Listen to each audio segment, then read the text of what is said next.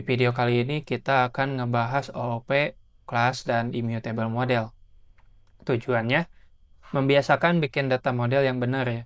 Ini penting kenapa pondasi untuk state management, untuk BLOC atau state management lainnya. Nah, di bagian satu ini kita bahas basic class, cara gimana kita membuat class itu sendiri gitu ya. Di sini aku punya variabel namanya mobil. Nah, aku bikin data kelasnya itu car gitu ya. Di sini aku isiin brand sama model, lalu aku bikin void start. Nah, ketika dipanggil itu tuh cuman ngeprint untuk brand, model, starter. Kayak gitu. Penggunaannya kayak gimana? Ketika kita pakai basic model, itu tuh kita perlu isiin si mobil brandnya Toyota, terus mobil modelnya Avanza gitu ya. Ketika kita print, ini kita print ya. Nah, di bagian satu, ini ada Toyota Avanza starter. Seperti itu. Nah, ini untuk data model yang basic. Lalu di bagian kedua kita menggunakan constructor dengan named parameter. Ini nyambung untuk sama yang materi kemarin untuk yang function ada yang namanya named parameter. Nah, untuk di kelas juga ketika ngedefine constructor itu bisa menggunakan named parameter juga. Kayak gitu. Nah, di sini kita buat user satu dengan data kelasnya user. Di sini ada nama, umur, dan email. Untuk penggunanya sama kayak yang function kemarin, kita masukin namanya Budi, umurnya 25, dan emailnya budi@email.com. Lalu kita masuk ke pembuatan kelasnya. Di sini perbedaannya cuman kita bikin user, lalu bikin variabel kosongan gitu ya. Bedanya sama yang basic ini udah ada default bawaannya gitu. Lalu kita bikin konstruktornya. Ketika kita mau ngisi si data kelasnya, itu tuh harus mengisi juga si named constructor ini. Ini required fungsinya buat apa? Jadi si variable name ini tuh harus diisi kayak gitu karena di sini kan bukan no label ya. Ini perlu diisi nama, umur, sama email. Jadi ketika kita mau pakai ini di user 1, namanya itu required, umur juga, sama email juga. Nah, ketika aku contohin gitu ya, email ini aku nggak isi, ini bakal error, teman-teman. Nah, ini nunjukin bahwa expected-nya missing nih. Emailnya harus diisi. Nah, kalau kita hapus juga, nah ini email harus isi karena required. Seperti itu. Lanjut kita masuk ke bagian immutable class. Nah, ini tuh kita pakai standar senior ya. Jadi untuk yang user immutable, kenapa ini bisa jadi standar gitu ya? Kenapa juga harus immutable? Itu mencegah bug datanya berubah tanpa kita tahu. Terus ini tuh mudah kita didebug ya. Dan nanti ini wajib untuk state management.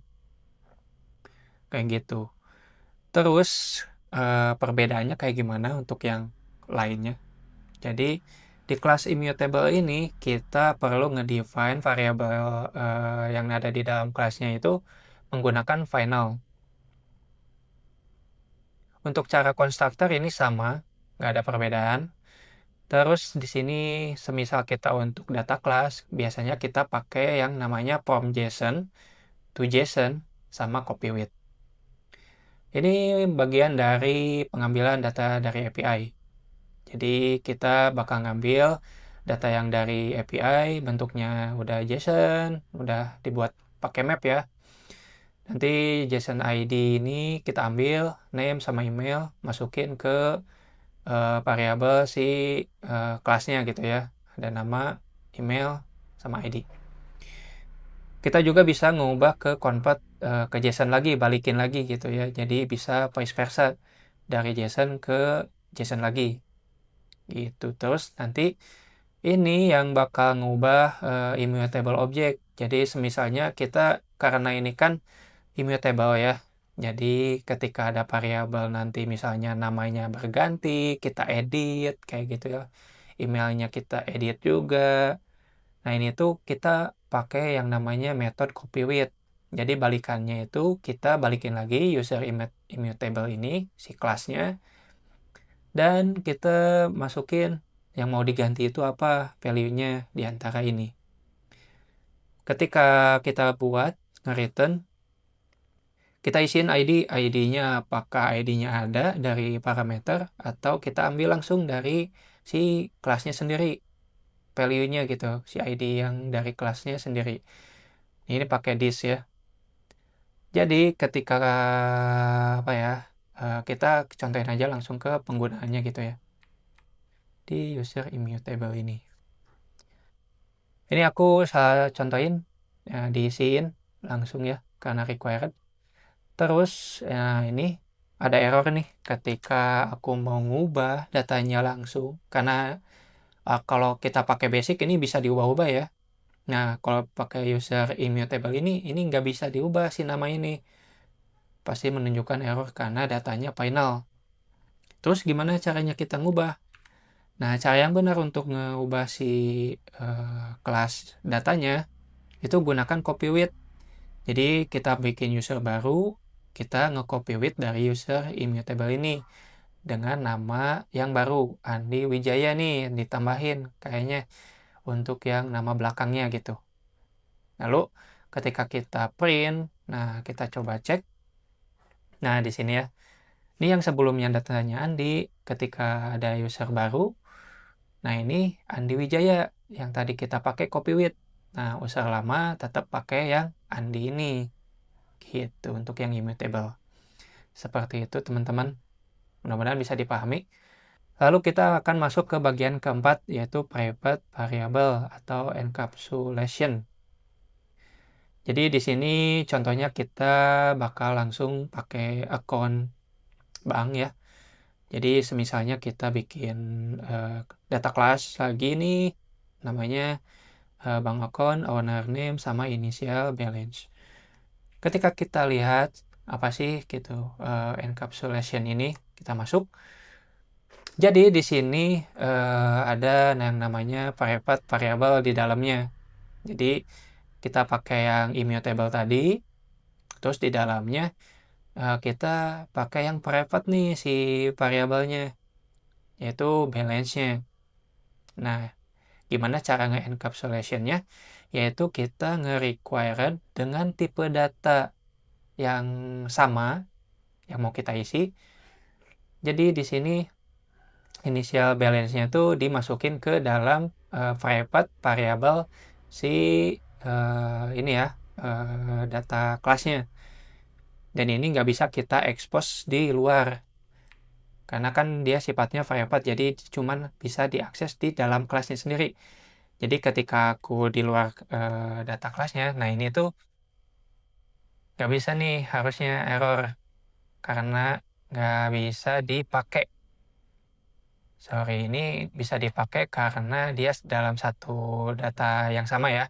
Kalau nanti di prakteknya di luar kita bikin DTO atau kita data kelas lain, pasti kita bikin di file yang terpisah. Nah, itu ketika file yang terpisah, si underscore balance ini kita nggak bisa pakai gitu ya, teman-teman.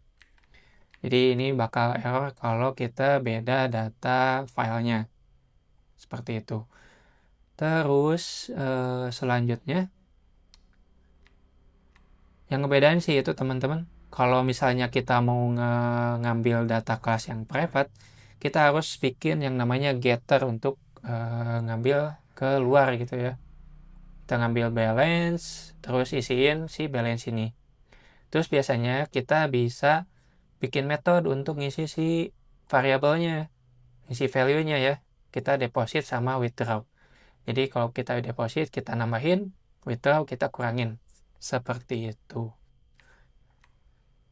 Terus si fungsinya ini, untuk fungsi yang tadi ya, untuk yang encapsulation ini, untuk mencegah si balance ini dipakai langsung gitu ya, dipakai di luar file tersebut gitu.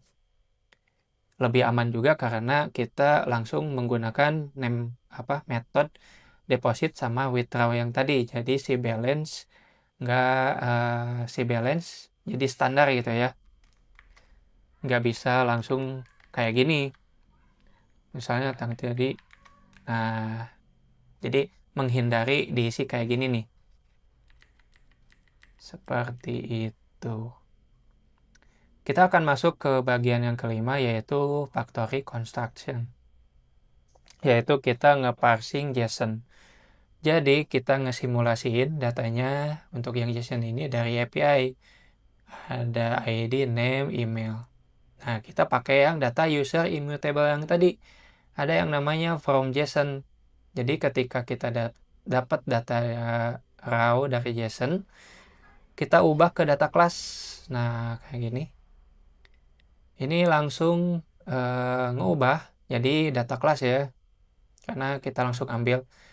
Lalu kita bisa ngebalikin lagi yang kayak tadi, vice versa ke data JSON lagi, balikin lagi ke sini. Gitu. Nanti kita bakal pakai ini untuk nge-patching data dari API. Lalu untuk yang bagian keenam, untuk rangkumannya bisa teman-teman baca di ebook atau di data source-nya langsung. Seperti itu, mudah-mudahan bisa dimengerti. Kita akan ketemu lagi di video selanjutnya.